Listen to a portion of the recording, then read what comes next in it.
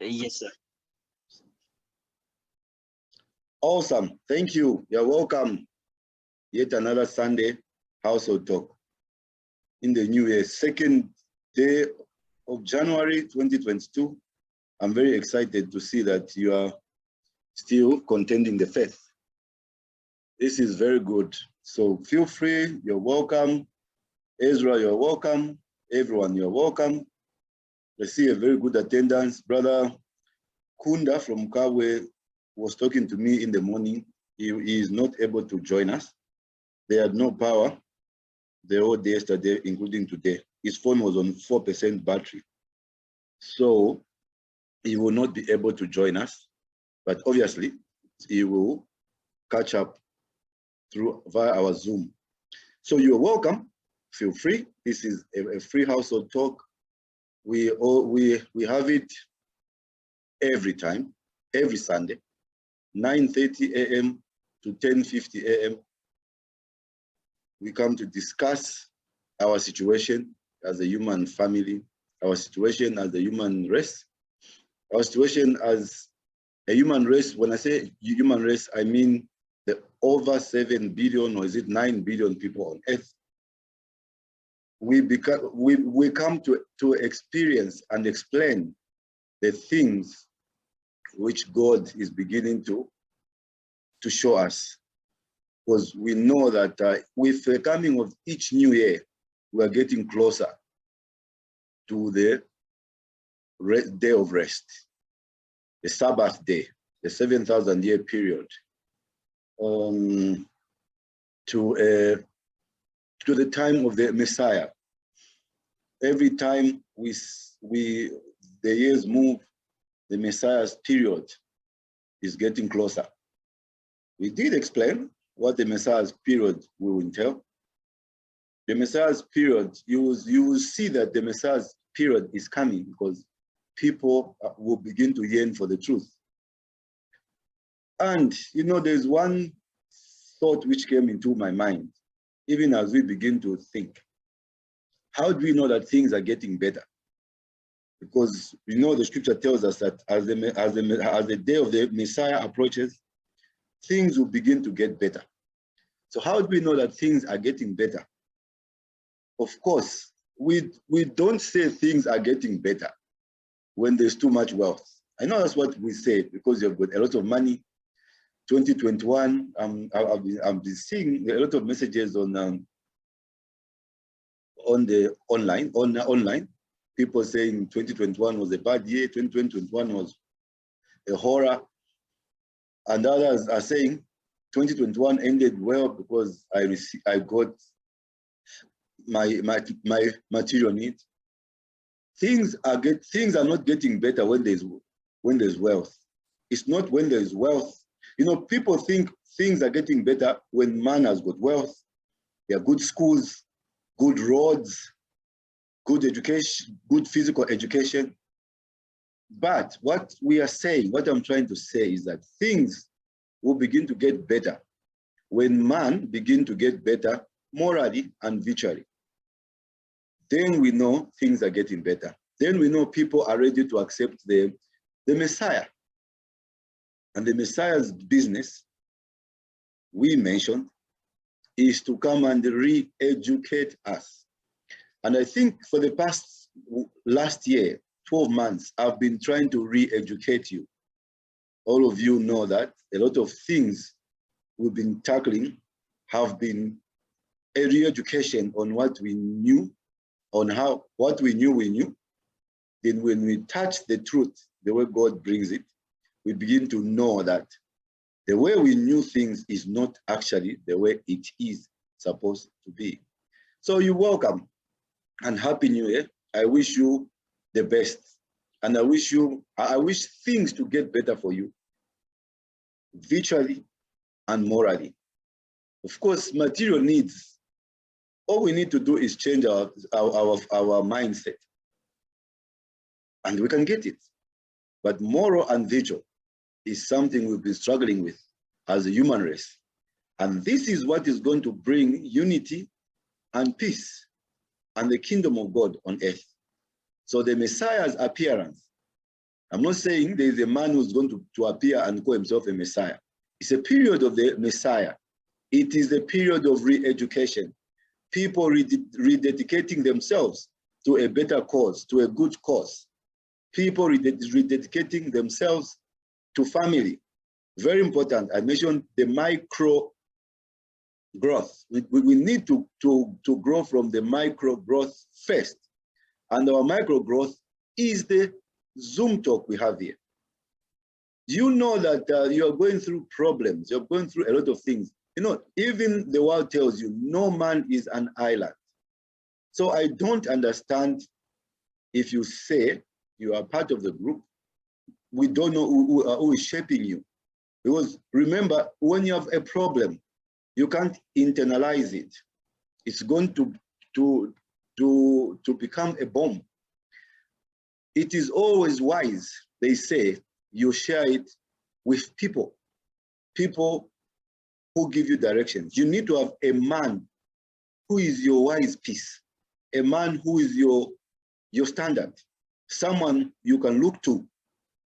But mostly we look to our friends and wrong people, hence wrong circumstances. I pray to God, I pray for all of you that this year you are going to reaffirm, rededicate yourself to this cause. You must first begin to understand that we have a cause. A cause is to re-educate the world on virtue and moral, on the truth. I told you change will only come when we begin to grow. Virtue and truth, not change. Things are not getting better because you have a car or because you have built 4 houses or 10 houses. You've seen people build 10 houses and have millions of dollars, but still go ahead and commit suicide. So we need to begin to understand that things will only get better when we grow morally and virtually, not because of material. So I pray for you this year, you reaffirm, you rededicate yourself to this cause. Like I always say, if you think you're not part of the group, you drop out. It's not a big deal. The message is to him who has an ear to hear. I don't know if I can say it any better, because we have something to say to the world. And we need people who are dedicated to the cause, people who want to be here, and people who have begun to understand why they are here. They understand why they are here. There are a lot of things we discussed last year which we need to look back to, because man is in trouble. Like I alluded to earlier in my statements a few minutes ago, man thinks things are getting better because we have roads, we have got new inventions, we have got cars, we've got education, but that's not getting better. You see that all those things they still come with pain and frustration. So please bear in mind that you need to make a decision this year. You need to reaffirm yourself to the cause of truth. You need to make a decision and take time to listen to what I say. And when you listen, you implement. So I'm going to have a talk with you. I need your ears. I need you to buckle up, relax. Remember again, I always say it's a dialogue. It's not a monologue. You are free to interject and ask questions so that we are together. We need to lift the world. We need to lift humanity, even as Moses lifted Israel. You notice Moses, in all his life, in all his doings, he lifted Israel. He lifted up Israel. We need to lift up humanity, mankind. We need to lift up ourselves. I'm always telling you these things, and these are words to him who has an ear to hear. You need to begin to understand that people, we are in trouble. We need to re-educate you. People prefer to lie to themselves than face the truth. Because I will tell you that reality is not what you have created. A simple analog I can give you. Yesterday was 1st January 2022. It was 1st January 2022, not because God created it like that. It's It's man who made the calendar. It's a Gregorian,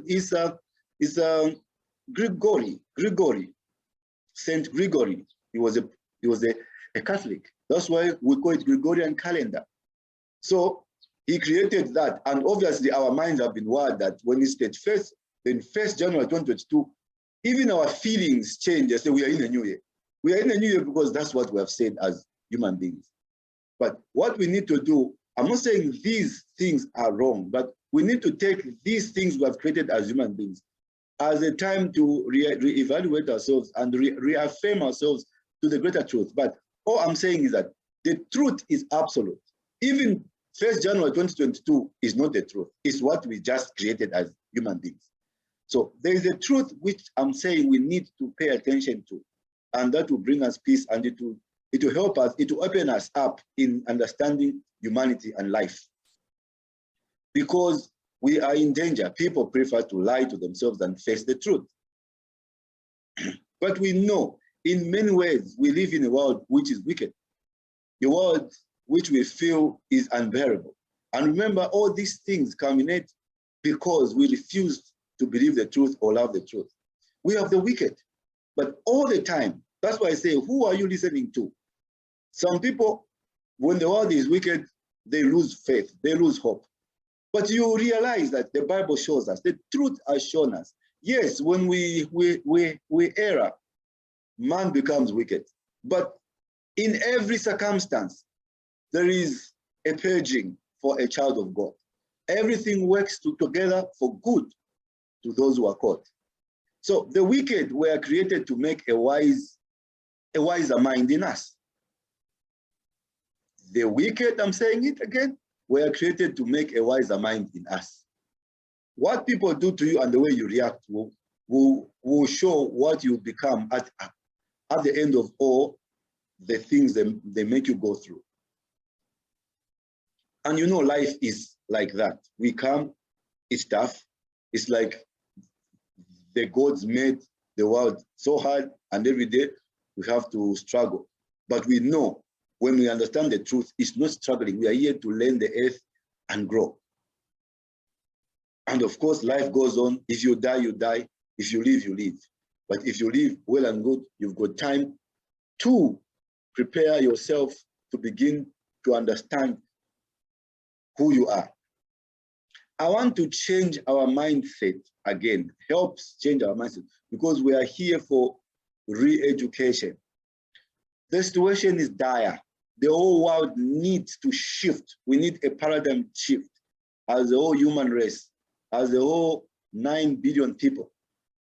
Ezekiel told us, we read it last year in the scripture where we were seeing the vision of Ezekiel, where he saw the wheel. He showed us of the 4 creatures who were connected with their wings. I said those are the 4 human types of humanity who should be connected with the wings, with the truth. And that will make us soar over our problems. It will make us fly over our problems. Incidentally, man has done evil against one another. People who don't know their history can't know how to forge ahead. Humanity, four types of humanity: black, white, yellow, and brown. We all have done evil things on each other. For example, you need to understand where you're coming from as an African. We are in Africa. We can cut this talk in different chunks. If I'm to talk about Africa, how are we going to help Africa? How are we going to come out of this mentality as Africans? Remember our elder brother, the white man. We call a white man our elder brother because he has the preeminence in the physical knowledge. And I always say you'll be a fool if you don't learn from him. So, you know, when our elder brother came to our place, to Africa, he found a people who were not enlightened in their minds, so they say. And we were told, we were called names. For example, they called us Negro. You need to know these things as an emerging African, as you connect your wings to your other humanity, to a white man, to a brown man, to a black man. So they called us Negro, and you don't even know what it means. And we used it in books, the Negroid. But now people are wisening up, and I want to make you wise up. The anthropologists, remember I told you, use words in English, most of them are acronyms. Even the word Negro is an acronym. Negro, N-E-G-R-O. N-E. You see? The Negro, N-E-G-R-O. The acronym is negativity growth. They looked at a people who have a negative tendency towards growth. So they called us Negroes. Negativity growth, it's, you know, that state of mind make you hate yourself and hate one another. That's why you see people who have a Negro tendency. Negro, again, is not a color. When you study anthropology, there are whites who are also Negroes, who have a mind of a Negro. It makes you hate yourself and each other. That's why, as a Negro, when you are rich, you want to be rich on your own. You want to be selfish. You don't want to help another. But when you are a black man is one that is mentally alive. So when we were under slavery, they called us Negroes. We were Negroes because we had a negative posture towards growth. Negro is negativity growth. N-E, negativity, G-R-O, growth. It makes you hate yourself and each other. So we need to begin to wake up as humanity, as Africans, as the world, towards these things which make us hate one another. Because a Negro, according to our anthropology, is one that is mentally dead. But when we came out of the slavery, we woke up, we were called, we are a black man. There's a black, white man, a black man together, or black man, white man, red man, I mean, black man, white man, brown man, yellow man. Those are mentally alive minds because they have now an identity. Negro was a description of people who have a negativity growth. So we discover the truth. And you need to know that what I'm showing you, these are truths. And you should know that truth is not created. You don't manufacture truth. I can't make the truth myself. That's why I'm called the Son of Man, because I'm taught by men, by humanity, by life, by situations. So we discover the truth. We don't make it. We are all discovered. That's why even when the white man got enlightened, he will show you that a lot of things. They'll say, Christopher, this man, Newton discovered the first law of motion. You see, you discover truth. You don't make it. So it was and is and will always be. You need someone to remind you like I'm doing now, but we need an open mind ready to learn and inculcate what we are trying to talk about. So Negro people are people who grow in negativity. This is helping you for the beginning of the year that you don't have a negativity mind towards humanity. Like I show you, my mind towards humanity is that we are all one. We are all supposed to be connected with our wings. But these wings are the truth. The wings are what will make us fly as a human race. And the truth will make us fly. I always remind you, God is man. You should stop thinking of God as this great giant who you are, because remember I told you, you can't fathom him like that. So he has made us begin to understand him through man. That's why you need me. That's why I need you. Because as we interact, I begin to see God. God is man. And you will wake up to understand that one day. Negro, these terms, they're acronyms, like I'm saying. Negro is study of the dead. That's why you notice that a Negro, when a white man came, was treated like a corpse. Autopsy. Everybody wanted to study him. That's why everyone did everything on us. Go to Namibia. The Germans were taking the brains of the Namibians to take them to Germany to go and try and understand what is this type of, what type of human being is this who lives like an animal. You see? In Congo, Leopard bought Congo as his own empire, King Leopard. And he treated the Congolese like rabbits, I mean, like guinea pigs. When he gave you a task and you failed, he will cut off your hand or your leg. You know, because you are a study, Negro is study of the dead. They were Negroes, they were not blacks. They were not in their proper position. Because remember I told you, the human type is in 4 types: black, white, brown, and yellow. So Negro, study of the dead. That's why everyone did everything on us. Slavery, everything. Just as that doctor does an autopsy on a corpse, because you are a nigger, you are dead in the mind. But we begin to understand these things. I've shown you. Listen to the physical mind and the spiritual mind.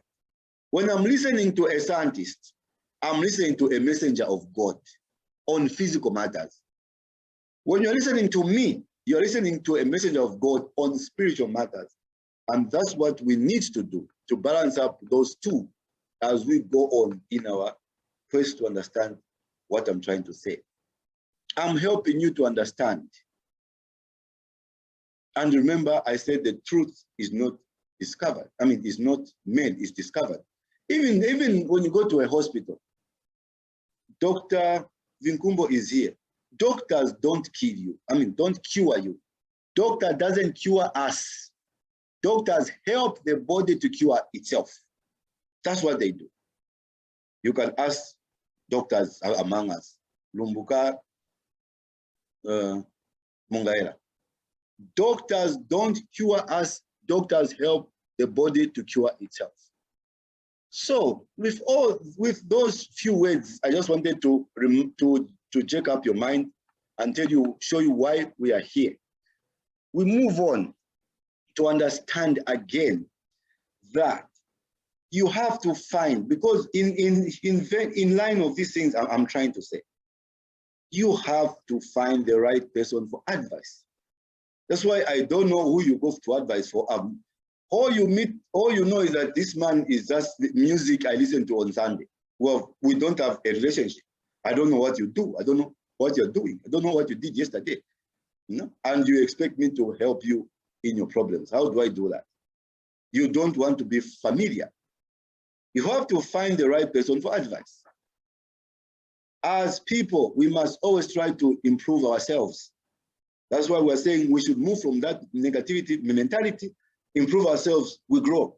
Try to grow. A person who gives advice has certain responsibilities he must face. When I give you advice, I've got responsibilities I must face. I must give you advice which is not going to kill you. That's why we say you have to find the right person for advice. Don't just go anywhere. Don't just go and tell everyone about your story. We have to be careful to try and play instructors again when we lack the necessary information to do so. Not everybody is an instructor. I'm your instructor. Paul says, though you have you have 10,000 instructors, but you've only got one father, one person who is like your father to you. So we must be careful to try and play instructors, even us, when we lack the necessary information to do so. Because we can only be adding to the prevailing problem if we do that. So don't advise by imposing your own temperament. People sometimes will advise because they want you to be or to feel the way they feel. A good person who advises uses the truth, even if it doesn't make him feel happy. He'll give you the advice, even if it hurts him, but as long as the truth has been saved. So don't advise by imposing your own temperament. You need to learn these things. There are very few religious, those days, there were very few religious arguments 500 or 1,000 years ago, because most persons belong to a community of religious life, which was suitable to all of them. And that's what we're saying. You need to choose a community where you learn this knowledge and wisdom. That's why I say if this is not that group, then go and find another, because then you'll be depressed and maybe you'll be discouraging other people. So in those days, the elders were the source of instructions. That's why Timothy will tell you that in the book of 1 Timothy 5:1, rebuke not an elder, but entreat him as a father. That's why if I'm your elder, I'm your father. If you can have 10,000 instructors, but you've only got one father. And the younger men as brethren, the elder women as mothers. That's what we do in our midst. An elder as your father, the young men as brethren, the elder women as mothers, the younger as sisters. Just a reminder, sir. Yes, sir. Our first session will be winding up in less than 5 minutes. Okay. All right. Okay. So verse 19. So okay, go on. Sorry. So this is just a reminder to everyone to say as our culture, as per usual, to say we have 2 sessions in our every Sunday, the first session and the second session. So the first session will be coming to an end in less than 5 minutes, and once the first session ends, we have to use the same login in credential we had used at first to log in for the second session, which will take us up to 10:50 to wind up with our second session. Thank you. Thank you, Mark. Yes. Thank you. So it's 1 Timothy 5 verse 2 now, 5 verse 19, sorry. Against an elder receive not an accusation, but before 2 or 3 witnesses. 1 Peter 5:1, the elders which are among you I extol, whom I am also an elder, and a witness of the suffering of Christ, and also a partaker of the glory that shall be revealed. 1 Peter 5 verse 5, likewise ye younger, submit yourselves unto the elder. Yea, all of you be subject one to another, and be clothed with humility. For God resisteth the proud, and giveth grace to the humble. So these elders I'm trying to talk about, remember I told you we've got 2 messengers, messengers of the physical knowledge, messengers of the spiritual knowledge. I'm talking about the spiritual elders. They did not speak from academic background. They spoke from the experience of ages. They spoke also from a lifetime of constant service to their fellow man. We learn these things every time I'm serving you. I'm showing you these things. I'm learning. I'm getting experience. So they learned this thing also from constant service to their fellow man. They did not have many ideas of their own. We don't have a son of man, a man of God has no idea of his own. All the ideas that they had been handed down in the scriptures or in the teachings of the fathers. That's what we're doing. That's what I'm doing. That's what I do, passing over the truth which is written in the scriptures. So there was again a kind of descent of infallibility. Things that always had worked, things that always did solve, and which the new generation was waiting to apply to their own problems. Things which they knew had worked and was real, they passed it on. As the family's ties broke, because now family ties have been broken and the situation scattered, a great deal of this wisdom is no longer available to the average person. What we have now is just people meeting for their own physical gain. 1 John 1:1, that which was from the beginning, which we have heard, which we have seen with our eyes, which we have looked upon, and our hands have handled of the word of life. Verse 2, for the life was manifested, and we have seen it, and bear witness, and show unto you that eternal life, which was with the Father, and was manifested unto us. So we're passing on. Verse 3, that which we have seen and heard, declare we unto you. That's what we do. We don't make our own things, that ye also may have fellowship with us. And truly our fellowship is with the Father and with his Son, Jesus Christ. So today, things have changed because we have ripped and destroyed the plan and the system of God. Today, if we are having a problem on our hands, we want help. If we want help, it's no longer possible to find a place like what we want to build here. This is a place where you can come for help. So, but today, we cannot simply ask somebody. We cannot take it over the fence with the neighbor. The neighbors are our enemies. The neighbors will just go and destroy us with another neighbor through gossip. We cannot go down the streets to a friend who we play bridge with on Tuesday evening. These are not the ways in which we can hope to find solutions anymore. Of course, the first problem when faced with difficulties, what you need to know, because we are in this situation now, we're not saying we are doomed. We are giving you an answer on this household. The first problem when faced with difficulties is to look inside yourself. When you have a difficulty, you look inside yourself. If you can be completely honest with yourself, see, that's why you need someone to tell you these things. You look inside yourself and be completely honest with yourself. You are the best counselor you will ever have. We are teaching you to be the best counselor, but counseling yourself comes with honesty. But many people are not capable of that degree of impersonality, the degree of being honest. They are bound to sit